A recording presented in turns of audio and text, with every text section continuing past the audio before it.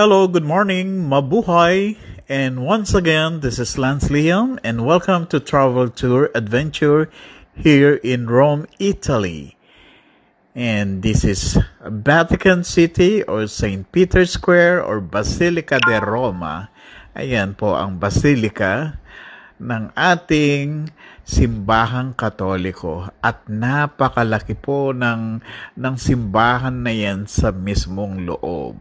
Super ganda, ma-amaze ka talaga yung altar nila, yung kung saan nakahimlay si John Paul II, ayan, ang dami rin makikita dyan sa loob na yan. So, welcome to Vatican City, Rome, Italy. Once again, my name is Lance Liam, and have a nice day. God bless you all.